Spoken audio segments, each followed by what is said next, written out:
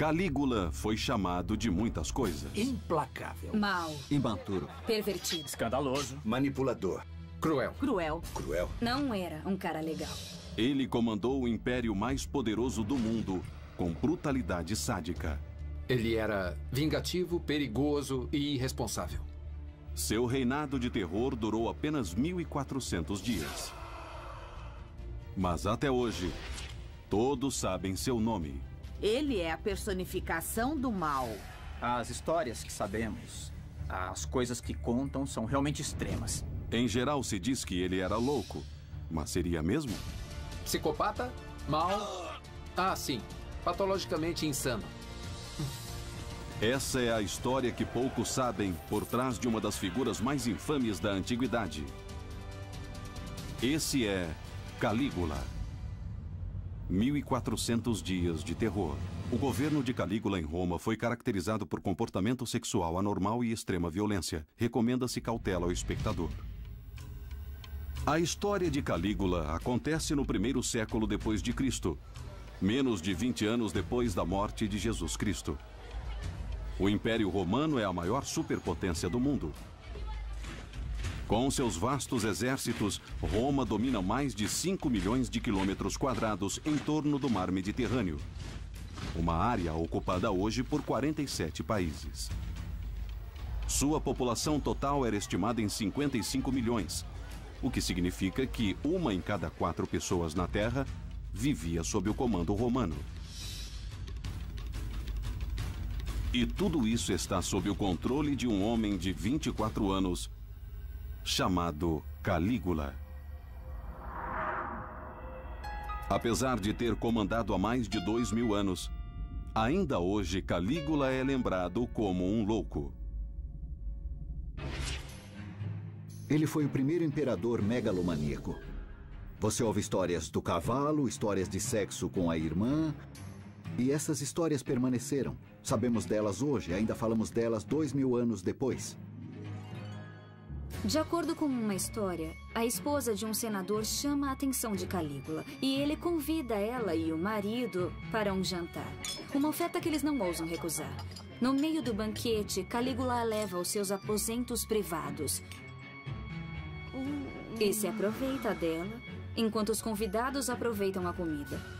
Para piorar a situação, depois Calígula volta ao banquete e conta a todos os convidados, inclusive ao marido dela, exatamente como ela tinha se comportado bem. Histórias como essa mantiveram vivo o nome de Calígula. Mas seriam verdadeiras? As antigas fontes mostram ele como um tirano maligno que merecia morrer. É difícil pesquisar e entender como Calígula foi. Sabemos que ele era excessivo, sabemos que ele era vingativo, sabemos que ele era paranoico. Mas ele era mesmo louco, como dizem?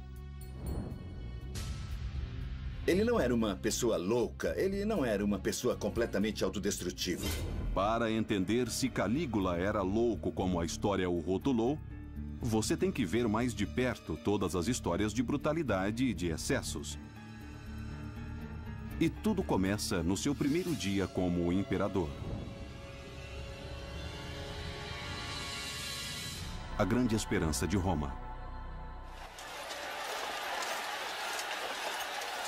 O governo de Calígula começa com uma procissão triunfante pela Via Ápia, a rua mais famosa de Roma.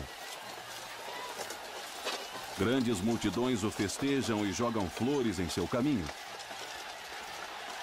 Para o povo, esse rosto jovem de 24 anos representa uma nova esperança. Nesse momento, ele ainda não é muito conhecido e há grandes expectativas sobre ele. Quando chega a Roma, Calígula segue direto para a Cúria Júlia, a sala de reuniões tradicional do Senado romano. Ele precisa deles para legitimar seu novo papel como imperador. Durante séculos, o Senado, formado por homens de famílias ricas e distintas, comandou Roma. Mas 68 anos antes, tudo mudou quando Augusto César assumiu o poder sobre o Senado e sobre toda Roma. Agora o império é governado por um homem. Augusto trouxe paz ao Império por 41 anos. Seu filho adotivo, Tibério, comandou nos 23 anos seguintes. Mas, no final do seu governo, Tibério não tinha grande popularidade. No final do governo, o povo odiava Tibério. Ele aumentou impostos, cortou jogos e festivais públicos, era avarento com a riqueza do Império e, por isso, puseram a esperança em Calígula. Agora, o bisneto de Augusto, Calígula, está pronto para assumir o papel de terceiro imperador de Roma. Mas primeiro ele precisa da aprovação do Senado. Você tem que lembrar que o Senado passou por um período terrível sob o imperador Tibério. A última parte de seu governo foi cheia de medo, julgamentos por conspiração, senadores entregando uns aos outros, e eles realmente esperavam algo melhor de Calígula. No que diz respeito aos senadores e ao povo de Roma, Calígula tem o pedigree perfeito. Sua mãe era neta do popular Augusto, e seu pai, Germânicos, foi um dos maiores e mais honrados generais de Roma. Quando criança, Calígula viveu em destacamentos distantes como esse, entre soldados duros, mas como filho do comandante, sabia bem dos seus privilégios.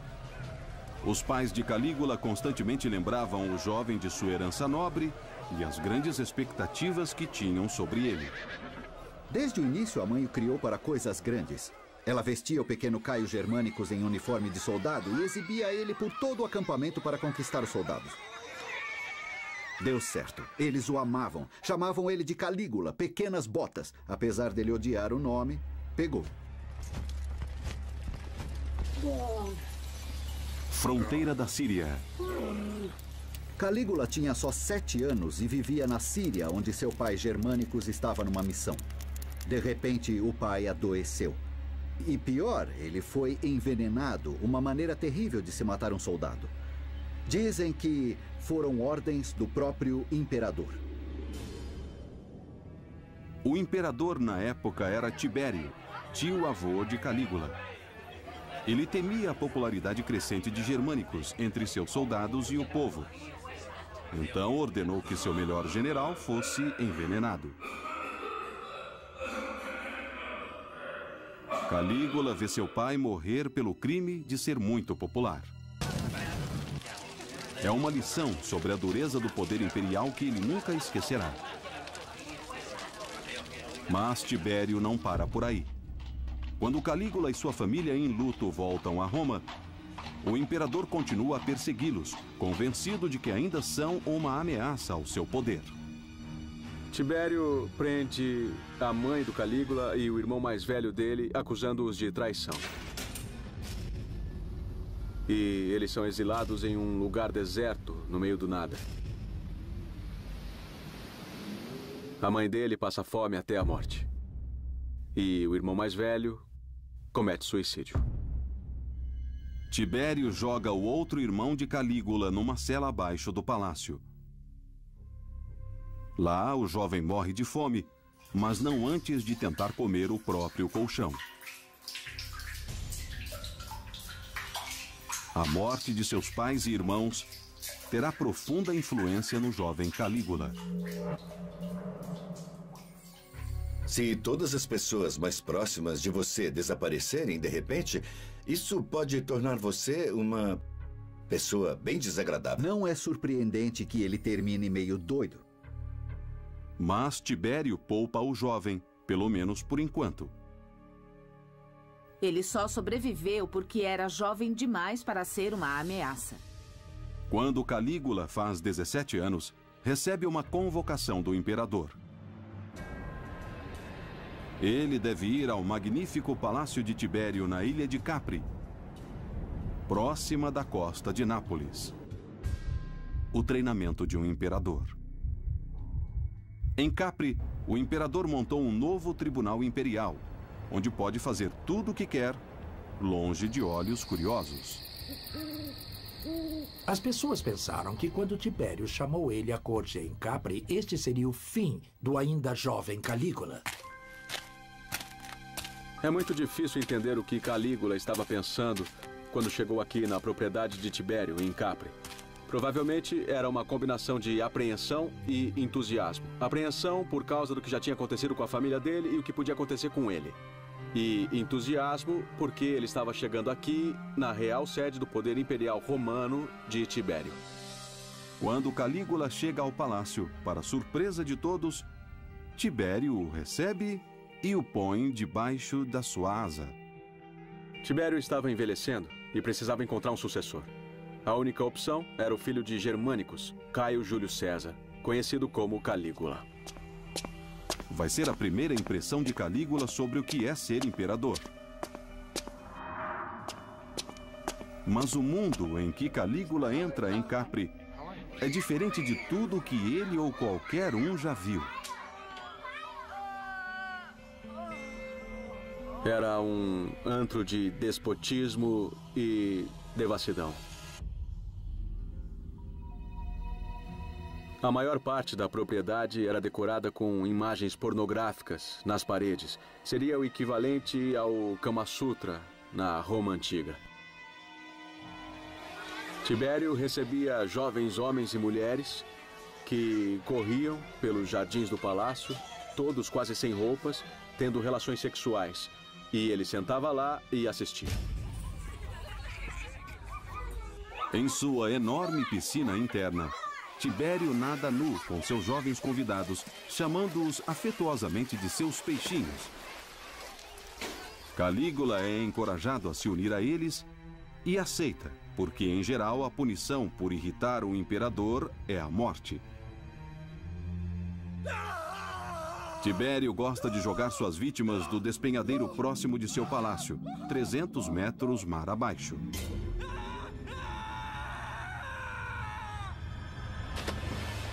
Quanto mais você chegasse perto do poder imperial, maiores os riscos. A morte era uma ameaça diária se você estivesse em Capri. Em Capri, Calígula recebe lições sobre violência, prazer e os efeitos intoxicantes do poder absoluto. Nós sabemos das orgias, essa é a parte que todo mundo lembra. Mas o importante a lembrar é que ele era praticamente um prisioneiro, era mantido lá contra a vontade dele. Ele sabia sobreviver sob vigilância, mas enquanto era observado, também observava. Calígula sabe que se sobreviver à vida em Capri, vai herdar o império de seu tio-avô. Calígula passou 6 anos vivendo aqui em Capri com o Tibério. Isso teve um impacto profundo sobre ele. O ensinou não só a ter poder absoluto, mas também o ensinou a se divertir. Calígula finge curtir tudo e espera secretamente sua chance de tomar o trono. Calígula toma o poder. Calígula sabe que o caminho mais seguro para o poder é assegurar a lealdade da guarda pretoriana, os homens contratados para proteger o imperador. A guarda pretoriana é a força de proteção pessoal do imperador. Ela vai onde ele vai. Mas não são guardas do palácio, são soldados bem treinados e bem armados. Podemos pensar neles como um cruzamento entre fuzileiros e o serviço secreto. Calígula faz amizade com o capitão dos pretorianos, um homem chamado Macro, e promete a ele poder e influência em troca de seu apoio quando chegar o momento. Calígula esperava definitivamente sua oportunidade para suceder Tibério. Ele era um jovem muito ambicioso e via isso como seu destino. E quando Tibério adoece aos 77 anos, Calígula vê sua oportunidade. Antigas fontes diziam que Calígula tentou sufocar o Tibério. Ele supostamente asfixiou o frágil imperador em sua cama, vingando a morte de sua família. E Macro, supostamente encarregado de proteger o imperador, finge que não vê. Calígula foi o primeiro imperador romano a subornar a guarda pretoriana para conseguir seu cargo, e não foi o último. Ele deu exemplo a todos os imperadores romanos subsequentes. Macro comanda a guarda pretoriana no apoio a Calígula como seu novo imperador, e eles o acompanham até Roma pela Via Ápia. Esse é o histórico do jovem que aparece diante do Senado de Roma e reclama o trono. o Senado romano. Ele substituiu Tibério, que era muito impopular na época em que morreu. Isso devia ser o início de uma nova era. Ele fez um discurso que impressionou o Senado. Ele era tudo que os senadores queriam no imperador. Era humilde, diferente, até se intitulou filho deles. E eles ficaram tão impressionados que decidiram oferecer a ele todas as honras que Augusto e Tibério tiveram. Ele ainda não tinha feito nada para se mostrar, mas seria o imperador. Roma recebeu Calígula. Ele agora é o comandante do maior império do mundo e seu governo está só começando. Quanto tempo ainda passará até que Roma perceba que pode ter coroado um louco?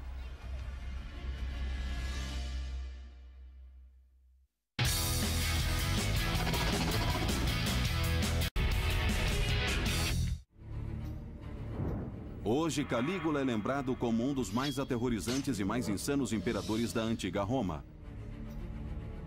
Mas quando ele chegou ao poder, Roma tinha esperanças em seu novo líder. Quando Calígula chegou ao poder, ele só tinha 24 anos. Era incrivelmente jovem. Tudo o que os romanos sabiam era que ele era bisneto do primeiro imperador de Roma, Augusto César. E que seu tio-avô, o imperador Tibério, tinha matado a maior parte de sua família imediata. O que ele fez antes na vida? Que experiências ele tem? Aparentemente nada de bom. Teve todos os parentes mortos e foi refém em Capri. Deve haver muito dano aí. Dar poder total sobre o Império Romano a esse tipo de homem foi uma loucura. Como novo imperador de Roma, o jovem Calígula controla mais que o império. Ele também controla sua riqueza. A Roma que Calígula herda é rica, graças ao bom gerenciamento dos dois primeiros imperadores. Ela cresceu em poder e o tesouro imperial é grande. Agora Calígula começa a colocar esse dinheiro em movimento e começa a comprar apoio e confiança daqueles que importam. O poder do dinheiro. Calígula firma residência no Palácio de Tibério. E daqui inicia uma grande campanha de relações públicas. Ele tem que ganhar o Senado, o povo de Roma e, talvez o mais importante, a Guarda Pretoriana. Macro, o chefe da Guarda Pretoriana e o homem que ajudou Calígula a chegar ao poder, sugere que o jovem imperador dê aos seus soldados algo extra. Em seu testamento, Tibério deixou 1000 sestércios de ouro a cada guarda pretoriano. É o equivalente a 1 ano de pagamento. Aconselhado por Macro, Calígula dá o dobro. É um ato importante. Se ele quer manter seu poder, tem que colocar a guarda pretoriana do seu lado. Eles serão seus torturadores, seus policiais vão fazer o trabalho sujo por ele. Calígula precisa deles felizes e leais, e eles são. Calígula também dá a todo chefe de família em Roma um presente em dinheiro equivalente a $1000 hoje. Pense nisso como um ato de estímulo econômico antigo. Mas Calígula quer que as pessoas lembrem exatamente de quem está dando dinheiro a elas. Então faz algo extremo. Nós estamos aqui na Basílica Júlia. Esse é um dos grandes salões públicos de Roma. O prédio tem uns 3 andares de altura, em termos modernos, uns 18 metros de altura. Calígula sobe ao topo do prédio, armado de uma surpresa. Ele tem baldes de moedas e as joga de 18 metros de altura. Esses mísseis de metal acertavam as pessoas que se batiam para pegar. E aqueles que não eram feridos por elas corriam o risco de serem pisoteados na pressa para pegar as moedas na rua lá embaixo. Acima de tudo, o sorriso benevolente do imperador. Calígula pôs o povo de Roma e também a guarda pretoriana do seu lado. Mas também deveria ganhar o Senado. Ele vai até eles com uma promessa. As coisas serão diferentes de como eram com o último imperador. Tibério não era muito popular no final do seu governo, porque ele fez uma série de julgamentos de traição contra os seus senadores. Tibério usava a ameaça de traição para manter o Senado em xeque. Qualquer um podia ser acusado e condenado por conspiração contra o imperador. Mesmo se não tivesse feito nada de errado, nenhum senador estava seguro. Agora, Calígula promete mudar tudo isso. Com poucos meses de governo, Calígula repudia os odiados julgamentos por traição. Resolve acabar com eles e oferece uma anistia a todos os acusados. E então Calígula, num gesto dramático final, queima todos os documentos que continham evidências contra os senadores. Finalmente haverá paz entre o imperador e o Senado. Ele até parece fazer paz com o passado, adotando o neto de Tibério, um garoto de 14 anos chamado Gemelo, como seu herdeiro. Acho que a coisa toda é um golpe de publicidade. Calígula tem 24 anos. Ele vai ter um longo governo pela frente. Dar atenção a Gemelo, adotando-o, não custa nada. Mas a devoção à família e o interesse na sucessão vão fazer ele ficar bem diante do Senado e do povo. Com o apoio de todos seguro, os primeiros 6 meses de Calígula no poder são um sucesso retumbante. Com 187 dias de poder de Calígula, o Senado dá a ele a maior honra possível do Império Romano, o título de Pater Patria, Pai da Pátria. Sua palavra agora é lei. Ele é o mestre indiscutível de Roma. De repente, conseguir todo aquele poder, não tendo feito nada em particular por ele, com toda a adulação, admiração e tudo mais, você teria que ser uma pessoa muito especial para que isso não virasse sua cabeça. Mas então Calígula recebe uma lembrança desagradável de seus limites. Não sabemos exatamente o que acontece, mas é certo que Calígula de repente fica doente. E é bem grave. Isso dura semanas. Ninguém sabe o que vai acontecer, é como se todo o império prendesse a respiração. Rapidamente se espalha a notícia de que o novo e amado imperador está à beira da morte. O povo faz vigílias fora do palácio. O comércio para. Mas nem todo cidadão do império está paralisado de medo. O chefe da guarda pretoriana, Macro, que jurou fidelidade a Calígula, o abandona. Macro fez o mesmo de antes, quando Tibério estava doente. Ele se prepara para o pior. Ele passa muito tempo com Gemelo, o herdeiro adotivo de Calígula. Ele o encoraja a fazer aparições públicas para dar segurança ao povo. E começa a preparar o jovem para o trono. Mas Calígula surpreende a todos. Ele tem uma recuperação total. E quando enxerga toda a situação, não fica nada satisfeito com o que vê. Não mexa com Calígula. Gemelo estava no poder e parecia muito confortável naquela posição. Calígula percebe que com Gemelo por perto, ele sempre será substituível. Calígula ordena a captura do rapaz e a prisão. Mas não é só isso. Calígula envia seus guardas pretorianos à cela de Gemelo. Já que é proibido aos soldados derramarem sangue imperial, ele dá ordens estritas para que Gemelo tire a própria vida.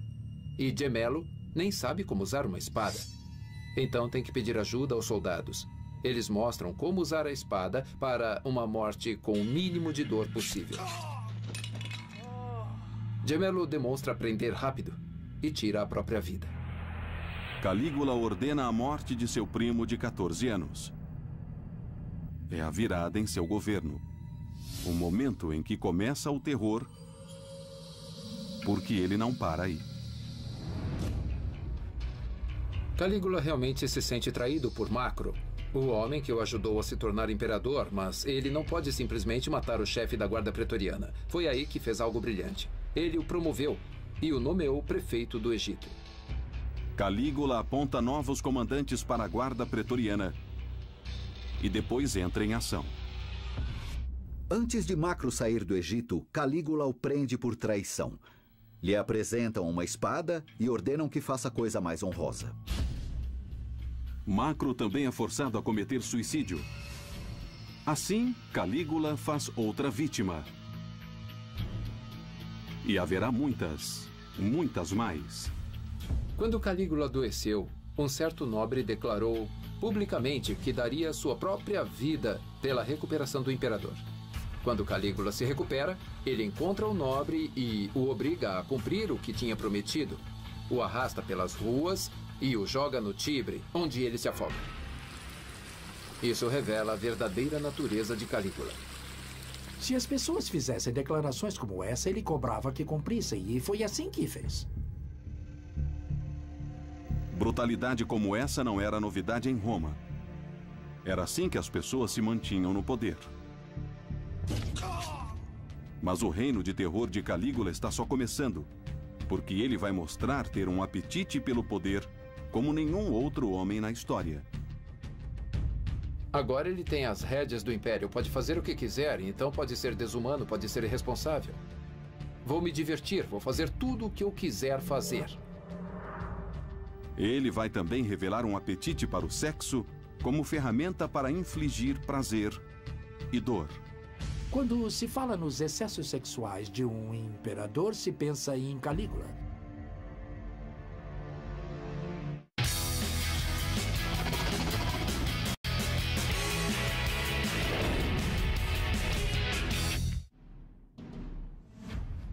Durante os primeiros 6 meses como imperador da antiga Roma, Calígula assegurou sua posição comprando o povo e os militares. Mas seu reino de terror começou quando ele matou seu primo de 14 anos, seu sucessor legítimo. Agora que conseguiu poder absoluto sobre o maior império da Terra, ele faz o que provavelmente qualquer um de 25 anos faria em seu lugar. Se diverte. Sexo e excesso. Com 1 ano de poder, a vida é boa para Calígula. Ele oferece refeições exóticas vindas de todo o império e dá festas extravagantes no palácio. Romanos de alta classe ofereciam banquetes como maneira de mostrar riqueza e prestígio. Mas Calígula leva isso a um outro nível. Seus convidados provam iguarias exóticas como língua de flamingo, calcanhares de camelo e avestruz assado. Um desses banquetes custou 10 milhões de sestércios. Essa era a verba anual de 3 províncias romanas somadas. Esse cara tinha um apetite pelo prazer. Ele era viciado em tudo. Em bebida, na atitude com a comida. Ele até adaptou um veneno para aumentar o seu estômago para poder comer ainda mais. Ele não era nada controlado. Também era muito difícil alguém com seu histórico, que cresceu no ambiente onde ele cresceu, não ser um glutão e não chegar à atividade sexual extrema. Toda Roma fala sobre as festas exóticas e eróticas de Calígula e de sua relação anormal com sua irmã mais nova, Drusila. Uma das primeiras palavras que me vem à mente quando eu penso em Calígula é incesto. É um segredo aberto. Toda Roma cochicha que Calígula dorme com a irmã mais nova, Drusila. Em banquetes, ele dá a ela a posição de honra, a enche de atenções, dá comida na boca e até a acaricia. Tudo na frente do marido dela. A irmã de Calígula, Drusila, é casada com um dos amigos mais próximos de Calígula, um homem chamado Lépido. Mas dizem que isso era só uma maneira de mantê-la por perto. Romanos gostavam de falar de sexo, gostavam muito de falar sobre escândalos sexuais. Lépido não tinha por que reclamar do acordo. Como o cunhado de Calígula, ele é o próximo na linha para o trono. Mas a relação de Calígula com sua irmã pode ter sido mais do que apenas sexual? É possível que ele tivesse em mente uma ideia de desenvolver uma linhagem puramente real como a de Ptolomeu no Egito. Era isso que os faraós faziam. Isso era parte do seu amor pela cultura oriental. E ele queria ser um imperador do tipo oriental. A única coisa de que Calígula parecia gostar mais do que sexo era a violência. Esporte sangrento.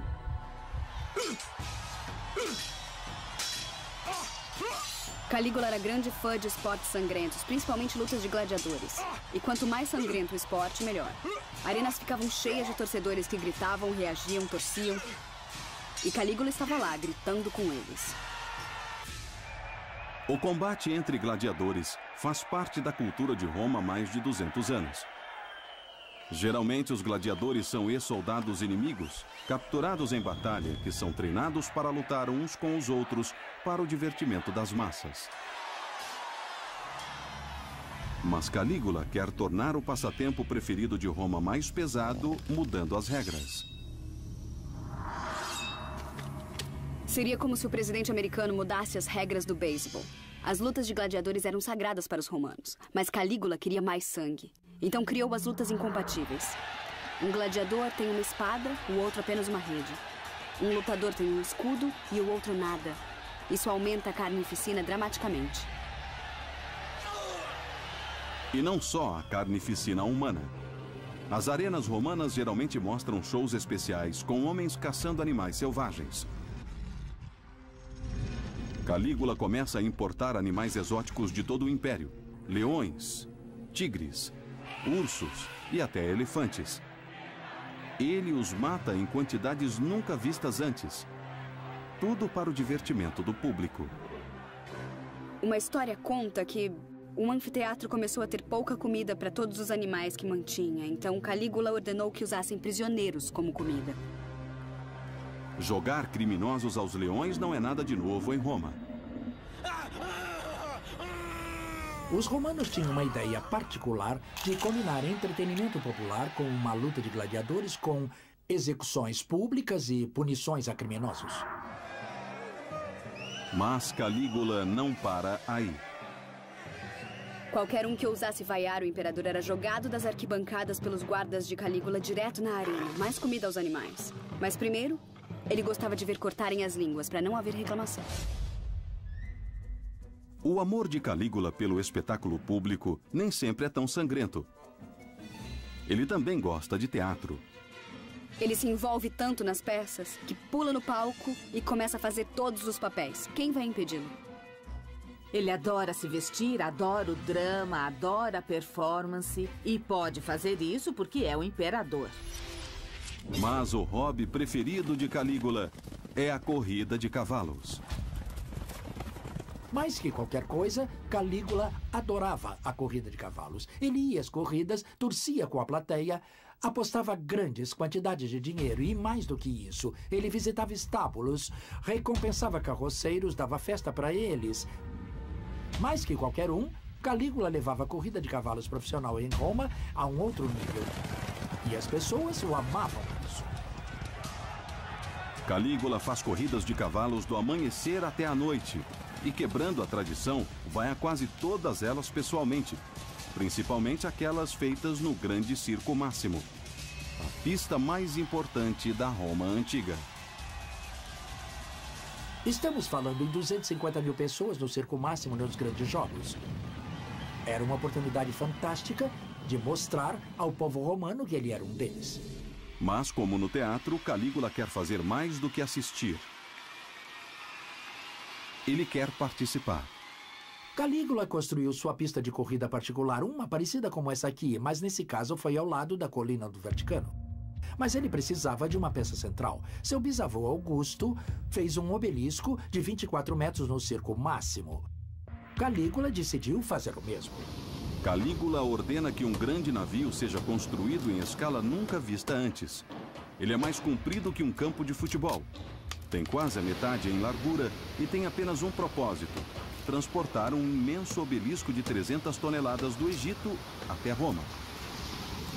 Acontece que seu obelisco tem 90 centímetros a mais que o de Augusto. Parece que, para obeliscos, tamanho é documento. Você ainda pode ver hoje o poderoso obelisco de Calígula na entrada de um dos locais mais sagrados da Terra, a Basílica de São Pedro. Quanto mais Calígula gasta em festas, jogos e festivais, mais pessoas o amam por isso. Mas o Senado não está nada satisfeito com Calígula. Ele anda com o tipo de pessoas que o Senado não aprova em nada. Se mistura com atores, vai a entretenimentos incultos. Não era isso que eles queriam de seu imperador, mas Calígula realmente não se importa. Com 450 dias de governo, as festas sem fim de Calígula têm uma pausa trágica. Drusila, a irmã de Calígula e suposta amante, fica doente. Ela morre. Calígula fica totalmente devastado. E faz uma coisa impressionante para os padrões romanos. Ele a declara uma deusa. Ela é a primeira mulher romana a receber tal honra. As reclamações dos aristocratas sobre o comportamento errático de Calígula aumentam. Mas o imperador não se importa.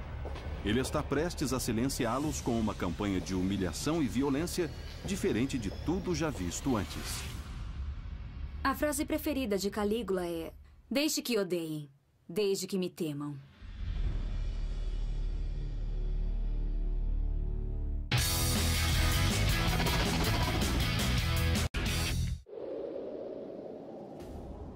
Como chefe absoluto do vasto Império Romano, Calígula passou seu primeiro ano e meio de poder festejando, fazendo jogos e banquetes elaborados, mas também aterrorizando os senadores de Roma com sua matança e sangue frio de qualquer um que o desagradasse, até mesmo seu primo de 14 anos.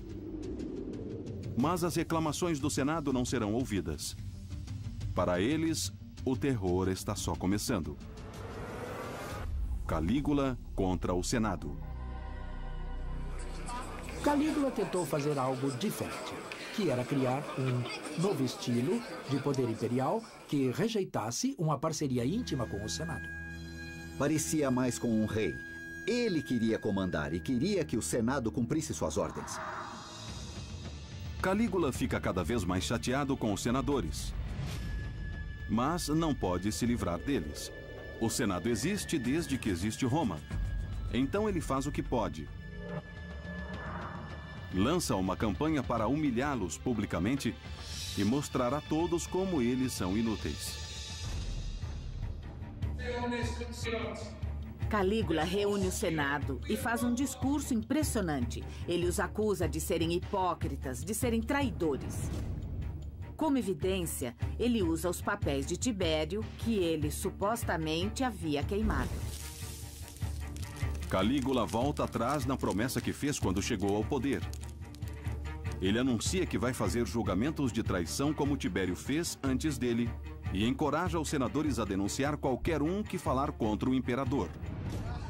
Depois debocha deles, dizendo que eles devem agradecê-lo pelos insultos. Como o Senado vai responder a essa humilhação abjeta?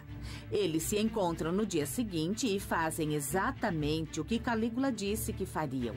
Eles o honram, eles o louvam, mas não tinham escolha. O que mais podiam fazer? Calígula expôs a realidade dessa relação.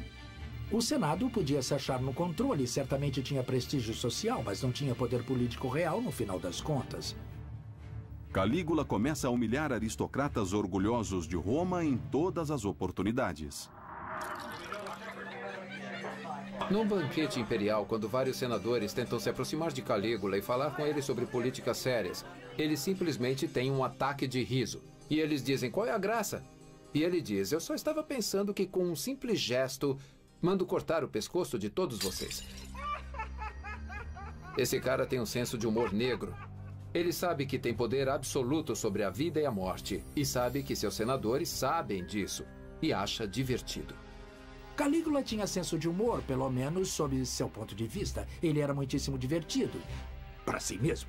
Eu acho que o senso de humor dele era muito baseado no desconforto de outras pessoas. Uma coisa que ele fazia e que lhe dava muito prazer era acabar com todos os privilégios de assentos em apresentações públicas. Ele se divertia muito vendo os senadores se empurrando para ter um bom lugar para sentar.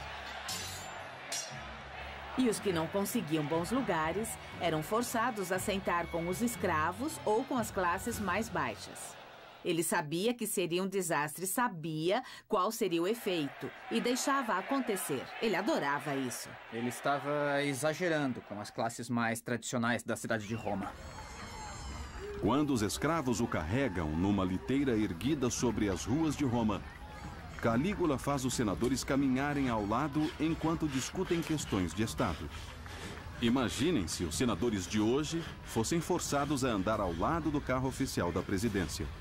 Calígula gosta de fazer os senadores se vestirem em túnicas curtas, como escravos, para servi-lo em suas refeições. Para esses aristocratas de herança nobre romana, isso era extremamente humilhante. Às vezes dá para entender esse senso de humor quando Calígula os obriga a coisas humilhantes. Nós também, às vezes, conhecemos gente orgulhosa e pensamos em como seria poder fazer isso com eles. Calígula podia. É essa campanha de humilhação que explica a história famosa mais bizarra sobre ele. Ele queria nomear seu cavalo cônsul, o presidente tradicional do Senado. Calígula tem um cavalo de corrida puro sangue premiado chamado Intitatus. E ele amava esse cavalo. Todos os tipos de honra foram feitos ao seu cavalo, inclusive recebeu o mesmo peitoral que teve o cavalo de Alexandre o Grande. Conta a história que em um de seus famosos banquetes, Calígula convidou seu cavalo Intitatus, fez ele ficar à mesa num lugar de honra e deu comida, água, tudo em tigelas de ouro. Quando um dos membros do Senado perguntou por que fazia aquilo, ele respondeu: "Estou pensando em torná-lo cônsul." Muitos historiadores antigos viram isso como prova de que o imperador Calígula estava louco. Mas é bem mais provável que fosse só uma piada elaborada justamente para insultar seus convidados. Os senadores dariam o braço direito para ser cônsul. E lá vem Calígula dando tudo aquilo a seu cavalo. Ele queria que o Senado fosse a favor dele. Humilhando-os, ele mostrava sua irritação com uma classe que não fazia o que ele queria que fizesse. Os senadores não estão só humilhados, estão paralisados. Eles deviam levar esse comportamento bizarro a sério? Uma palavra errada e podiam ser mortos. Uma vez tarde da noite, Calígula convoca alguns dos senadores mais velhos até seu palácio. Eles acham que é uma consulta sobre o crescimento da insatisfação das tribos germânicas ao longo do rio Reno. Ao invés disso, ele aparece fantasiado e faz uma dancinha para eles. No final, exige o aplauso deles. Ele sabia que seria muito divertido ao populacho. Seria engraçado para todo mundo, menos, claro, para os senadores. Historiadores antigos, também aristocratas, usaram essas histórias para provar o quanto Calígula estava louco. Muitas coisas que as fontes contam que ele fez e que nos parecem muito infantis e bobas e que talvez fossem evidências de um tipo de loucura, na verdade eram pensadas para humilhar os senadores. Sua campanha de humilhação parece funcionar. Os senadores se apoiavam em sua dignidade, sua honra, só que ele estava tirando tudo isso deles. Senadores começam a se curvar ao falar com ele, uma tradição seguida mais no Egito e no Oriente que em Roma. Ele se torna a versão romana de um faraó divino, mas precisa ter filhos para estabelecer uma verdadeira dinastia familiar. Nasce um herdeiro. Calígula se casa com a filha de um mercador rico de aparência comum. O mais interessante é que ela já estava grávida de 8 meses. Se o bebê era dele ou não, ninguém sabe. Então ela dá à luz uma menina. Isso terá enormes implicações para a sucessão. Mas o mais assustador nisso tudo é que Calígula chama a menina de Drusila, como sua querida irmã falecida. O marido de Drusila, Lépido, era o próximo na linha de sucessão ao trono. Agora ele e as 2 irmãs de Calígula que restaram perderam a chance. Com o Senado humilhado a ponto de se romper, as condições são propensas a uma conspiração. Havia muitas outras pessoas na nobreza de Roma que também podiam reclamar o trono, e essas pessoas eram perigosas. Calígula ainda está apenas na metade de seu governo. O terror apenas começou. Ele vai criar espetáculos selvagens de devassidão, liderará seus exércitos até as fronteiras do mundo e começará um derramamento de sangue em Roma, matando pessoas às dezenas. O que falta para levar Roma até o seu limite? o que Calígula faz realmente passa dos limites, ele acaba sendo rejeitado.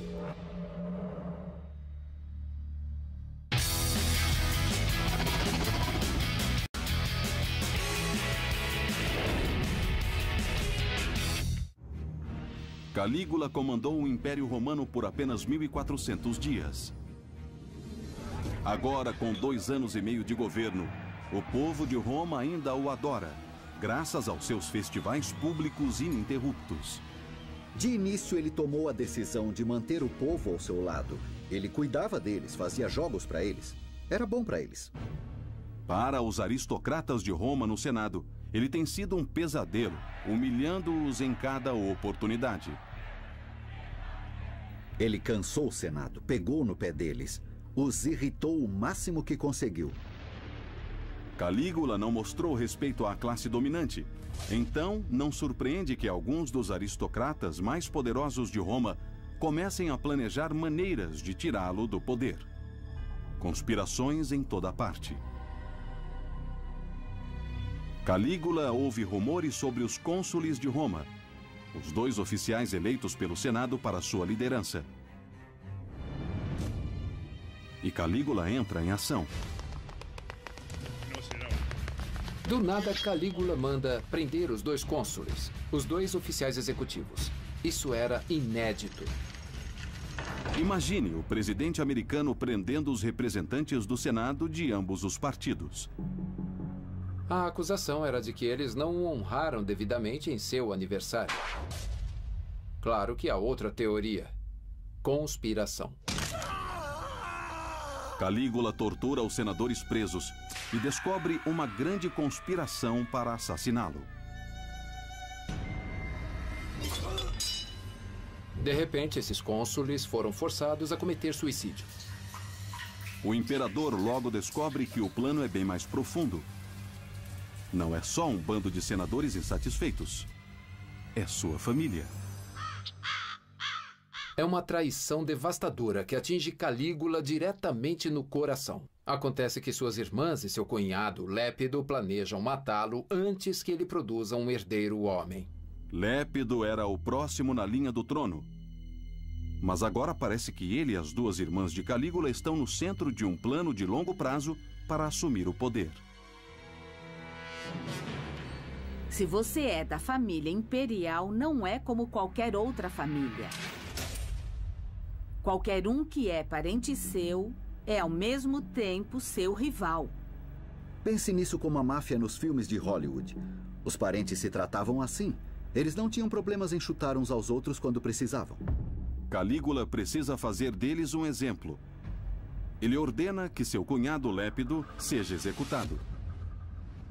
Depois força sua irmã mais velha, Agripina, a caminhar 170 quilômetros nos campos de Roma, levando as cinzas de seu co-conspirador.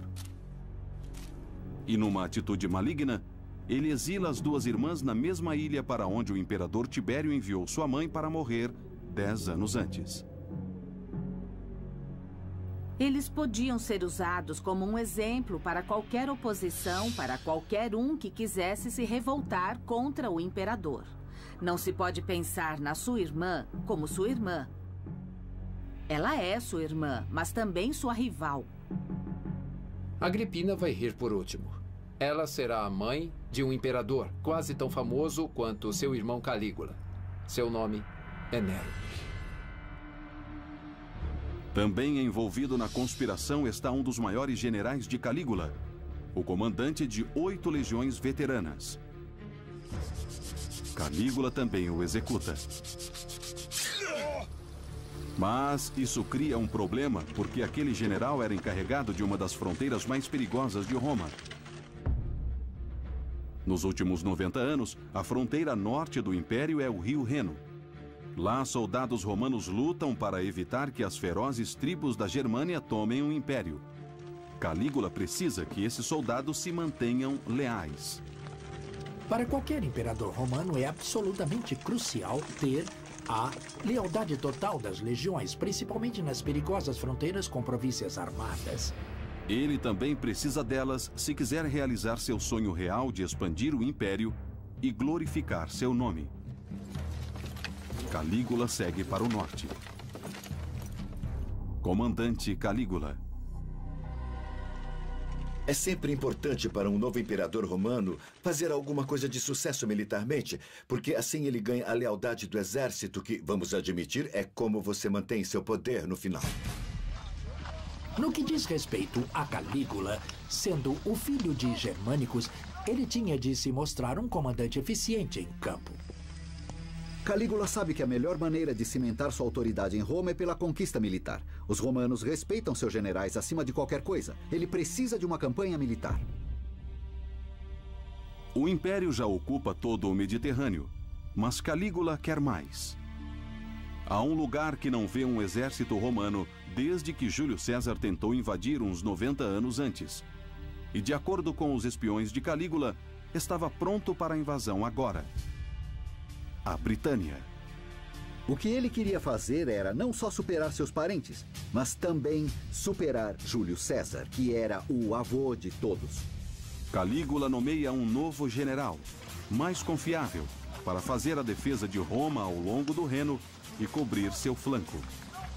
E depois ele lidera 4 legiões veteranas em direção ao oeste até a glória. Finalmente, Calígula e suas tropas chegam às margens do Canal da Mancha. E lá, se podemos confiar nas fontes antigas, algo de muito bizarro acontece. De acordo com o historiador antigo Suetônio, o imperador Calígula reúne suas legiões aqui, na praia, em formação de batalha, com armas de cerco e tudo mais, e ordena que eles marchem contra o mar. De acordo com a história, Calígula determinou a conquista do próprio oceano.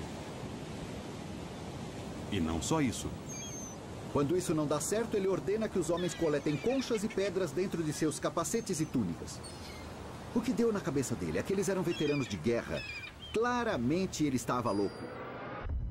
Durante séculos, muitos usaram esse episódio para provar que Calígula estava louco. Por que ele ordenaria que as tropas recolhessem conchas na praia? Poderia haver algo além disso? A resposta pode estar no que aconteceu quando os romanos conseguiram cruzar o canal 3 anos depois. Sabemos que quando as legiões de Cláudio chegaram a essas margens, fizeram um motim. Elas se recusaram a entrar nos barcos. Para elas, aquele era o limite do mundo. Os comandantes levaram semanas para convencê-las a fazer a travessia, e parece que algo bem parecido aconteceu a Calígula. Pela lei romana, a punição por motim é matar 1 em cada 10 homens das legiões envolvidas. Eles chamam de dizimação. Matar 1/10. Calígula certamente não tem dificuldades em dizimar suas tropas. Mas isso podia ser um desastre. Calígula não pode dizimar suas tropas se elas se amotinam. Afinal, ele acabou de executar seu general e não quer que os exércitos da Gália fiquem contra ele. Então ele os manda coletar conchas aqui na praia, como maneira de humilhá-los.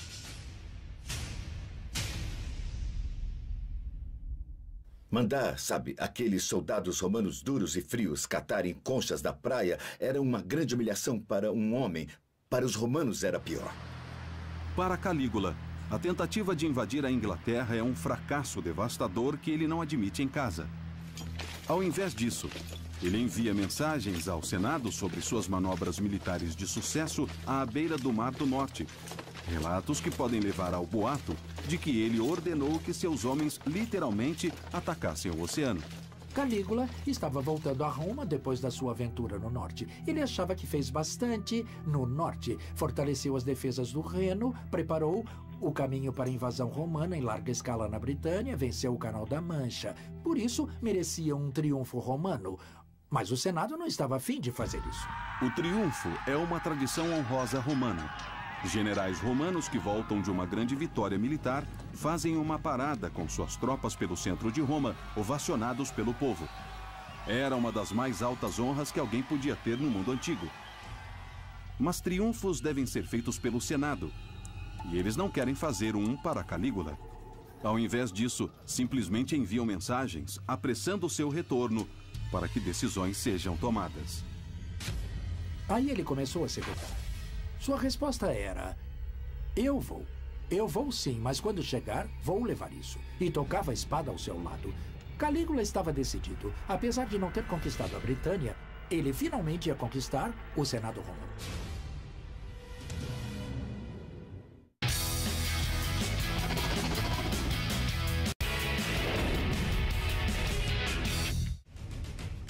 Três anos em seu governo de 1400 dias, e a posição do imperador Calígula enfraqueceu. Ele teve que deter brutalmente uma conspiração liderada por suas próprias irmãs. Falhou em sua tentativa de invadir a Britânia. E agora o Senado se recusa a dar a ele a honra de uma procissão triunfal por Roma. Calígula precisa lembrar a todos de quem está no comando. Era importante não só ser imperador, mas ser visto como imperador. A prova do poder. Calígula decide que é hora de comemorar sua grandeza com uma demonstração pública de seu poder, da qual as pessoas vão falar por gerações e gerações. Se ele não pôde ter uma parada triunfal por Roma, vai fazer um grande espetáculo mais ao sul, num local amado pelos aristocratas romanos, a cidade costeira e balneária de Baia. Baia era o playground da aristocracia romana. Era a cidade de veraneio de luxo da elite de Roma. De dia, você podia relaxar num complexo de banho. E à noite, banquete com iguarias trazidas de navio de todo o império. Hoje, a cidade antiga de Baia está quase totalmente submersa, escondida debaixo do mar Mediterrâneo. Mas na época de Calígula, era onde os ricos e famosos mantinham suas casas de veraneio. É aqui que Calígula decide fazer um dos espetáculos mais estranhos e monumentais da história. Calígula ordena que uma frota de navios afunde em pares daqui até o porto movimentado de Pozzuoli, o que faz represar toda essa parte. Por quê? Ele queria construir uma ponte que atravessasse toda a Baía. Vai ser uma das estruturas mais bizarras na história. Uma ponte temporária de 5 quilômetros atravessando a Baia. Não é a primeira vez que alguém constrói uma ponte usando navios. O grande rei persa Xerxes uma vez criou uma ponte em um estreito entre a Turquia e a Grécia para poder marchar suas tropas por ela. Agora, 500 anos depois, Calígula espera superar o famoso rei persa. Os engenheiros de Calígula começam a lançar pedras e terra nos navios afundados, até criarem uma ponte de terra de 5 quilômetros até o outro lado. Ele até ordena que pavimentem com pedras, como uma verdadeira estrada romana. Finalmente o palco está armado. Calígula põe uma guirlanda de folhas de carvalho, monta em seu cavalo e lidera sua legião através da ponte de Baia até Pozzuoli.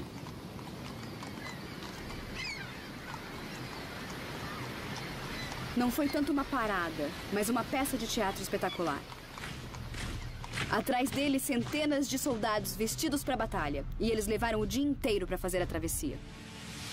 Naquela festa, Calígula e suas tropas fizeram uma festa em Pozzuoli. Debochadamente, eles se intitularam prisioneiros dos bordéis do porto e beberam até tarde da noite. Então, no dia seguinte, eles fazem tudo ao contrário. Só que dessa vez, Calígula monta numa charrete levada por cavalos e metade da população de Pozzuoli entra na diversão. Toda a ponte é iluminada com tochas, permitindo que a festa continuasse noite adentro. Começam brigas e alguns até se afogam quando as coisas fogem ao controle. Historiadores usaram a ponte de Calígula para o nada como prova de sua profunda insanidade. Mas ela teria propósitos mais estratégicos? Imagina que você é um desses aristocratas romanos assistindo de sua casa a festa que acontecia na Baía. Você ficaria aterrorizado. Calígula desencadeou profundo caos.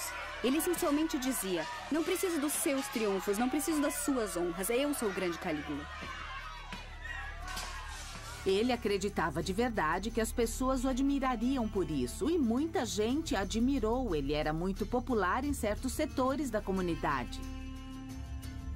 Em parte era a vontade de festejar, de se divertir, mas eu acredito que há uma dimensão política nisso, sabe?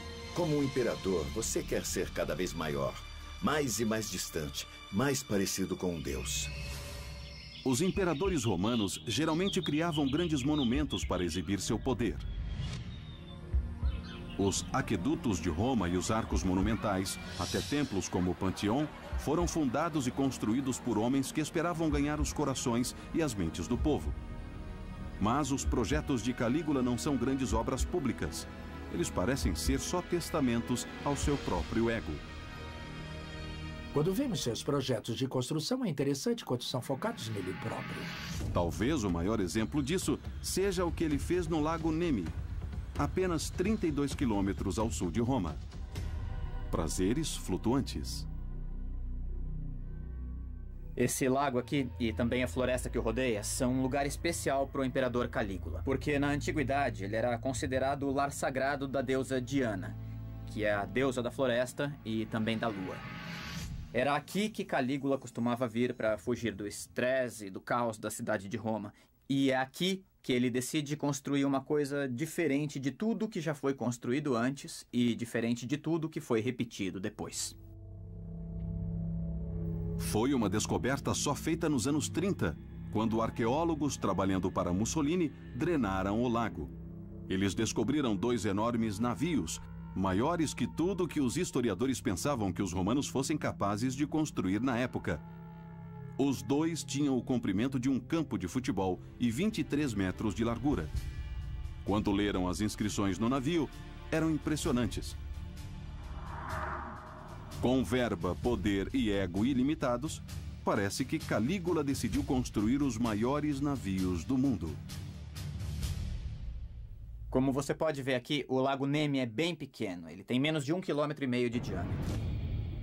Agora, tenta imaginar, nesse espaço relativamente pequeno, uma barcaça, equivalente a um campo de futebol em comprimento.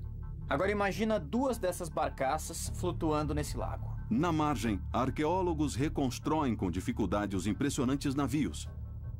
Mas apesar de terem sobrevivido por quase 2.000 anos no fundo do lago,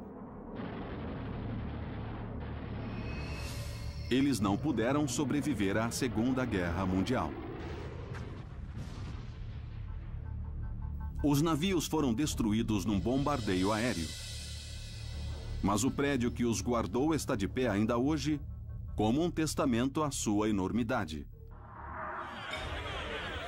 Os navios faziam o lago parecer pequeno e impressionaram qualquer convidado que tivesse a sorte de ser chamado a bordo. Calígula constrói esses enormes palácios de prazer flutuantes em padrões de luxo que jamais foram vistos antes. Os navios são construídos para fazer cruzeiros regados a vinho a lugar nenhum.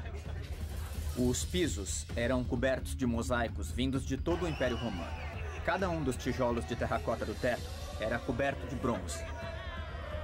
O mais impressionante de tudo isso, eu acho que é o fato de todo o navio ter um sistema de canos para água quente e também para água fria.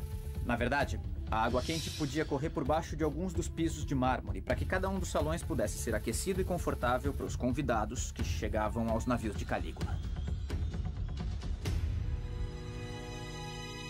O templo, ricamente decorado e navio do prazer, servia como uma lembrança viva do poder e da riqueza de Calígula. Estava sempre ansioso para mostrar que havia uma grande diferença entre um imperador e um senador. Ele diz: eu sou mais rico e mais poderoso que o de mais alta classe no mundo romano. Ele também envia uma outra mensagem, que é: esses navios foram construídos imitando o estilo dos navios antigos que levaram faraós pelo Rio Nilo. E completa: eu vou governar, não como os 2 imperadores anteriores. Eu vou governar Roma com o poder absoluto de um faraó. Sua mensagem era clara, porque quando os navios foram descobertos, eles ainda tinham suas decorações valiosas em bronze e mármore. Parece que foram intencionalmente afundados intactos depois da morte de Calígula, provavelmente sob ordens do Senado. Eles não queriam lembranças dele. Muitos acreditam que os navios de Nemi, como os navios da Ponte de Baia, são projetos de vaidade, maneiras que Calígula teve de provar que não havia nenhum igual a ele. Ele estava pronto para se tornar um faraó divino. E como os que estavam à sua volta descobriram, questioná-lo era morrer. Para que fosse o governante indiscutível de Roma, ele tinha que pisar em muita gente. Ele tinha que pisar em muitos corpos.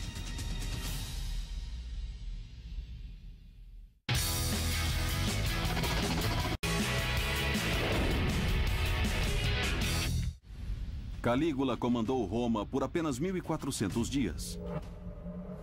Mas depois de sobreviver a uma conspiração durante seu 3º ano no poder, ele evita Roma.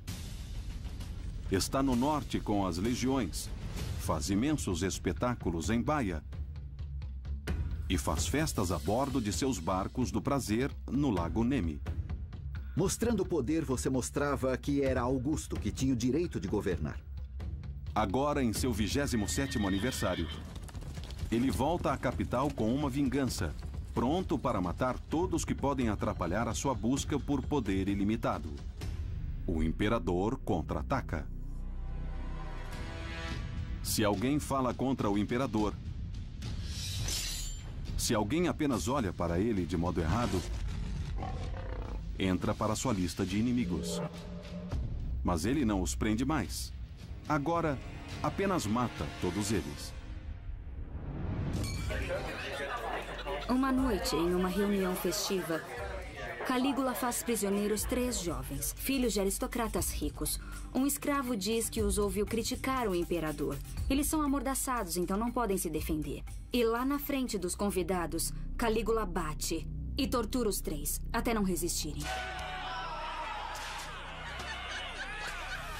No final do espetáculo sangrento, os 3 garotos estão mortos no chão. Mas Calígula não terminou. Ele não quer ouvir nenhuma reclamação de seus pais ricos, então manda seus soldados até a casa deles e os mata também.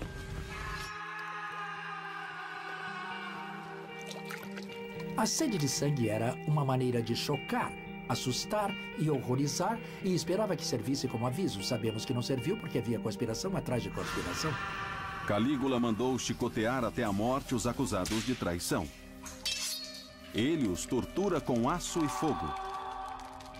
Mas esse nível de crueldade é incomum em Roma? Sua reputação, bom, certamente é de crueldade, mas a quem ele é comparável? Os últimos 10 anos de seu antecessor Tibério também não foram muito divertidos. A diferença de Calígula é que ele parece se divertir. Ele gostava de matar as pessoas aos poucos, para que soubessem que estavam sendo mortas. Mas não é só o prazer com o sangue que o impulsiona. As mortes têm um outro motivo: dinheiro. Calígula confisca a propriedade de todo senador condenado por traição. Em certo ponto, um servo diz a ele que o senador que tinha sido executado não tinha dinheiro algum. A resposta de Calígula? Que pena. Ele morreu à toa, então. Um historiador da antiguidade diz que, para levantar fundos para sua vida extravagante, Calígula transforma seu palácio num bordel, forçando as esposas e os filhos jovens dos senadores a se prostituírem a quem viesse. Teria Calígula cafetinado as esposas dos senadores no Monte Palatino? Isso acabou saindo totalmente do controle. Era a maneira como as fontes na época que não gostavam dele escolheram exagerar e mostrar de modo ruim tudo que ele fazia. Pode haver um pouco de verdade na história. Se ele convida os membros das famílias dos senadores em que ele não confiava para o palácio, eles ficavam sob o controle da guarda pretoriana. É um golpe brilhante porque viram praticamente reféns. Calígula percebe que não pode mais confiar em ninguém que considerava como amigo. Ele não pode sequer confiar em ninguém de sua família. Assim, se cerca de ex-escravos que adulam o imperador para terem liberdade. O círculo íntimo de Calígula agora era composto de seus servos. São homens livres, pessoas que juraram lealdade e tudo mais a ele. Se você não se entende com sua família, essa é uma outra opção. São pessoas que absolutamente se dedicam a você de maneira que seus familiares deveriam se dedicar, mas não se dedicam. Ele tem poucas pessoas com quem pode contar. Não restou mais ninguém. Um dos ex-escravos de Calígula, Protógenes, se torna um homem de grande influência, temido até pelos mais poderosos senadores.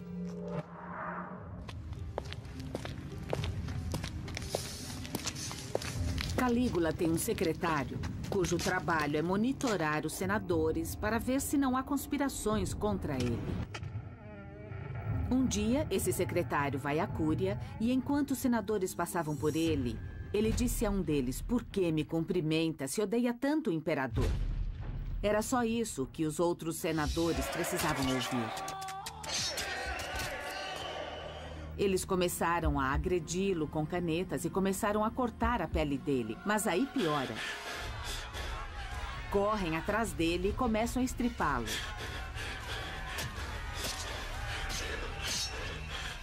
Por fim, pegam suas entranhas e membros e amontoam na frente do imperador. Porque sabiam que para demonstrar sua lealdade a Calígula, eles tinham que entregar aquele homem. Calígula governa Roma há apenas 1.300 dias. E nesse tempo, ele passou de figura amada a um verdadeiro tirano, governando pelo medo e pela intimidação. Ele não era o imperador no modelo de um Augusto ou de um Tibério que asseguravam os poderes constitucionais? O Calígula se via mais como um rei, mais do que como um imperador romano tradicional. Era assim o poder imperial. Augusto e Tibério tinham governança total, gostassem disso ou não, e Calígula só era sincero e dizia que queria ser um rei. Ninguém ousa dizer não a ele. Cada palavra sua é lei. Quando se está nessa posição, o poder fica muito sedutor. E acho que foi isso que aconteceu com Calígula. Mas para o ego de Calígula, não é suficiente ter poder absoluto. Ele agora quer ser adorado como um deus vivo. Ele acreditava mesmo que o povo romano aceitaria como deus? Certamente isso não era normal. Mas é isso que finalmente leva Roma a destituir seu imperador?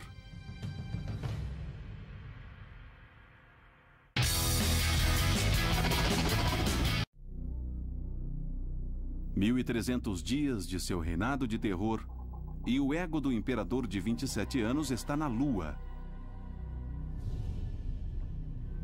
Ele usou seu poder para viver seus prazeres pessoais e assassinar qualquer senador que desaprovasse seu comportamento. Mas parece que não é suficiente. Agora ele quer ser adorado como um deus vivo. Depois da sua morte, os imperadores eram endeusados. Calígula, no entanto, deu um passo adiante, colocando ênfase na sua divindade enquanto estava vivo.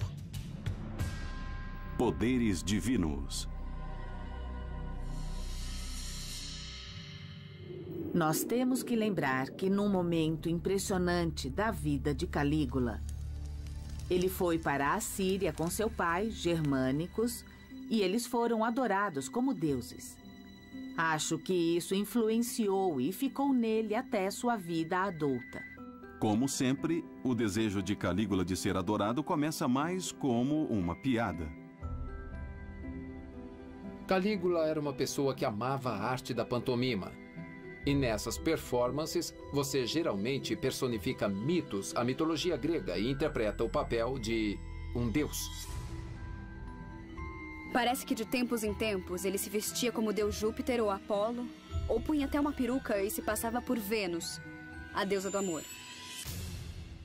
De acordo com uma história, ele exigiu que os senadores subissem ao palco e se curvassem diante dele para reverenciá-lo, e eles obedeceram.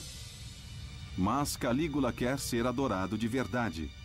Então pensa um plano engenhoso: conectar seu palácio a um templo próximo. Atrás de mim estão as 3 colunas do templo de Castor e Pollux, que eram um dos templos mais antigos e mais sagrados de Roma. Atrás deles está o Monte Palatino, onde era o palácio do imperador. E ele fez do templo sua varanda, tanto que tinha um balcão que se estendia até o palácio.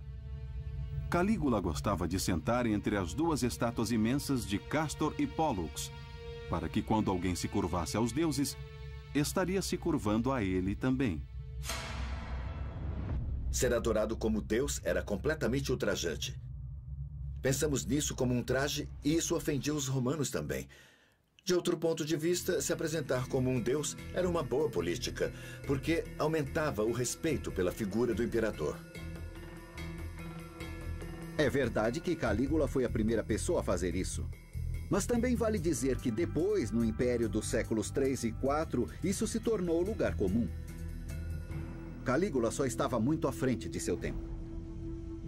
Calígula passa cada vez mais tempo no local maior e mais sagrado de Roma, o Templo de Júpiter, dedicado ao rei dos deuses.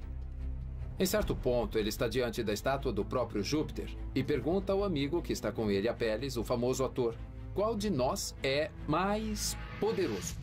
O que você responderia? Se disser que Júpiter é mais poderoso, está insultando o imperador. Se disser que o imperador é mais poderoso, está insultando o rei dos deuses. É uma situação perdida. Apelles hesita. E pela hesitação, Calígula dá uma surra nele. Calígula quer que todo mundo saiba de seu poder e toma uma atitude ainda mais ultrajante. Ele se declara um deus vivo. Calígula teve um templo especial, construído para sua própria divindade, e dentro havia uma estátua dele em ouro que, a cada dia, era vestida com as roupas que ele estivesse usando. Havia sacerdotes especiais e sacrifícios requintados feitos a ele.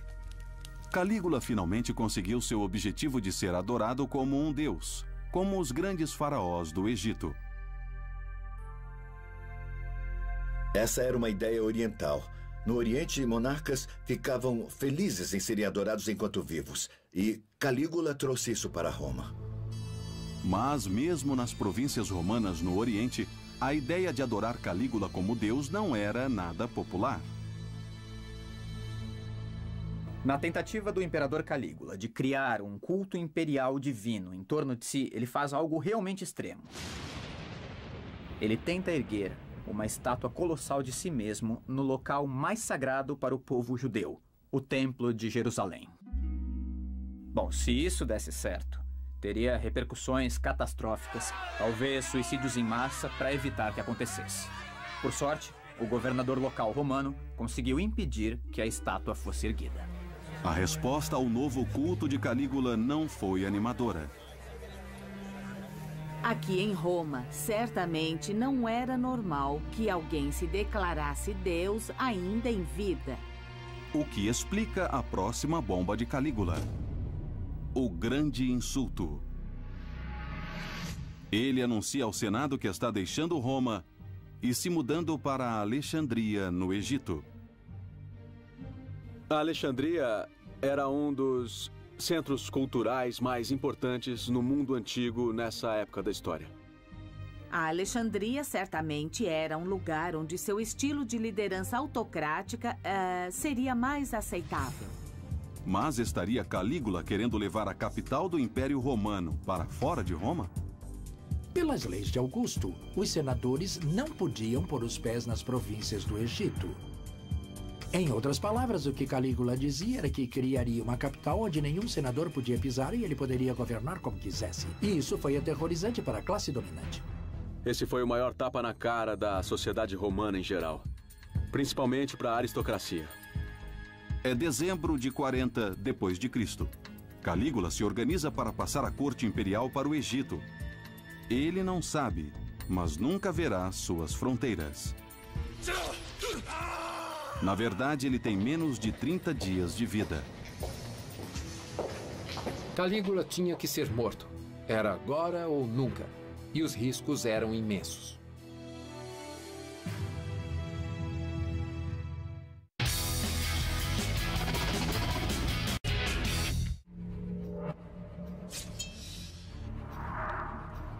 O imperador Calígula aterrorizou Roma por quase 1400 dias. Ele forçou todos a adorá-lo como um deus vivo. Agora, anuncia seus planos de mudar a capital do Império Romano para o Egito.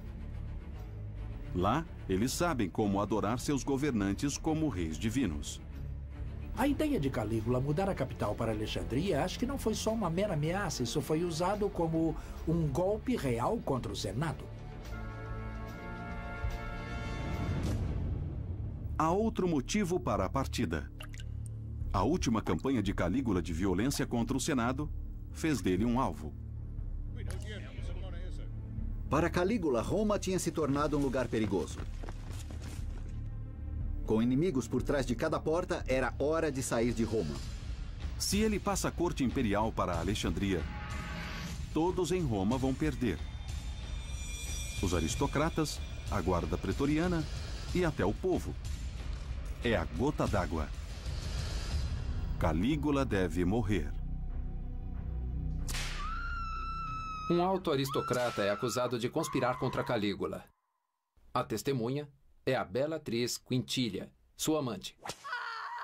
Calígula manda a guarda pretoriana torturar, surrar e chicoteá-la. Ela não diz nada. Comovido com sua lealdade e com seu rosto agora desfigurado, Calígula a deixa livre. Mas, de acordo com a história, ao sair, Quintilia pisa no pé de um dos soldados pretorianos. É um sinal de que ela não revelou nada. Acontece que há uma conspiração e a guarda pretoriana é parte dela. A guarda pretoriana fica cada vez mais irritada com seu benfeitor Calígula. Se ele mudar a sede do governo para Alexandria, eles perdem seu poder e sua influência. Um homem em particular se torna o foco da conspiração, Cássio Quereia. Quereia é o chefe da guarda pretoriana, o que o põe na posição perfeita para uma emboscada ao imperador. Mas por que ele se envolveria numa conspiração? Os antigos historiadores dizem que Cássio Quereia geralmente era alvo de brincadeiras cruéis de Calígula. O imperador ria de sua voz efeminada e questionava sua sexualidade em público. Mas os motivos de Quereia provavelmente foram mais complexos que isso, e ele certamente não agia sozinho. Senadores poderosos também apoiavam o plano. Seu objetivo não era só matar Calígula, mas restaurar o poder do Senado para que ele pudesse governar Roma como era antes de haver um imperador. Dia 1400.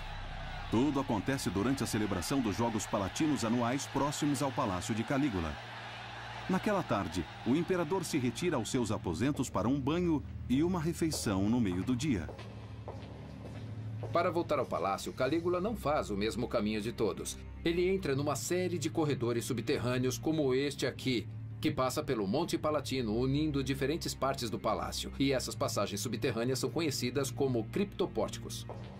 Os criptopórticos são desertos enquanto o imperador anda com seus guardas. É o lugar perfeito para uma emboscada. Quereia segue o imperador Calígula pelo criptopórtico. Consegue chamar sua atenção e o detém. Ele faz isso perguntando qual é a senha do dia. Habitualmente, Calígula responde com uma obscenidade. É neste momento que Quereia pega sua espada e o ataca. Mas Quereia não age sozinho. Das sombras aparecem muitos conspiradores e eles começam a apunhalar o corpo de Calígula. São senadores e tribunos e até um escravo liberto de Calígula. E eles não param até que o seu corpo esteja numa poça de seu próprio sangue. Icha.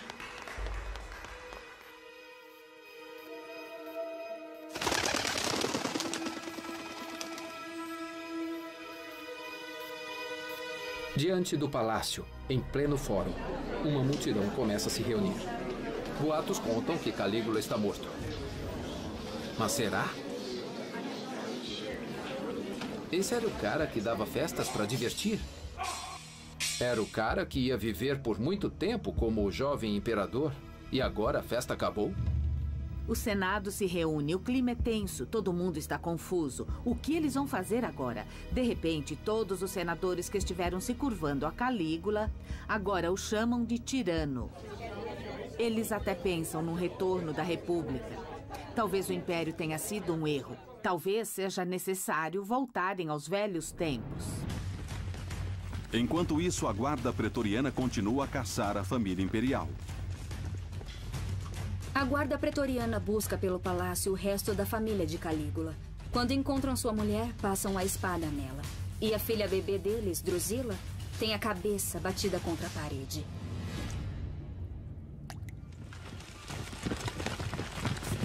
Nenhum descendente de sangue de Calígula pode sobreviver. Quando a guarda pretoriana vai de cômodo em cômodo, ela encontra o tio de Calígula, Cláudio, que estava escondido. Cláudio está convencido de que é o próximo a ser morto, mas não é isso que acontece. Enquanto o Senado pensa no que fazer a seguir, Queréia e a Guarda Pretoriana colocam seu próprio plano em ação. A Guarda Pretoriana leva Cláudio ao acampamento fora dos portões de Roma e o proclama imperador. Esse era seu plano. Eles não querem o retorno da República. Enquanto houver um imperador para proteger e servir, eles terão poder e terão influência. Cláudio, o tio mais velho de Calígula, se torna o próximo imperador de Roma. Cláudio sempre foi mostrado como um homem meio bobo, mas ele foi muito mais inteligente do que se diz. E há razões para se acreditar que Cláudio estava por trás do assassinato. Cláudio certamente se beneficiou com ele. O Senado fica sabendo que a Guarda Pretoriana declarou Cláudio o novo imperador e que foram enganados. O sonho do Senado de retomar o poder sobre Roma agora está morto. Houve uma brecha, houve um pequeno espaço que se fechou muito rápido e nunca mais vai reabrir. Depois da morte de Calígula, o Senado faz de tudo para remover todos os vestígios dele. Eles os declaram damnatio memoriae, uma danação da memória. Inscrições foram apagadas, estátuas foram derrubadas e destruídas, e toda a representação física do imperador foi completamente retirada dos olhos do público. Eles condenam sua memória e condenam sua imagem. Mas é tarde demais.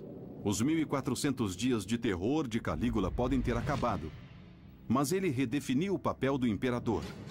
Seu incrível apetite para o prazer e o derramamento de sangue serão imitados por outros imperadores que beberão do poder imperial. E Roma nunca mais será a mesma. Ele nos mostra o que pode acontecer quando não há regras. Ele era muito jovem quando chegou ao poder. Ao darem a um homem inexperiente o poder absoluto sobre o mundo, ele se corrompeu. Ele vai para os livros de história como um dos piores. Há um motivo para ele ser assassinado tão no início de seu governo. Se foi louco ou simplesmente mau, Calígula continua como um grande exemplo de como o poder absoluto corrompe completamente. Ele se tornou imortal como sempre quis. Porque até hoje, 2000 anos depois de seu reinado de terror, sua fama continua.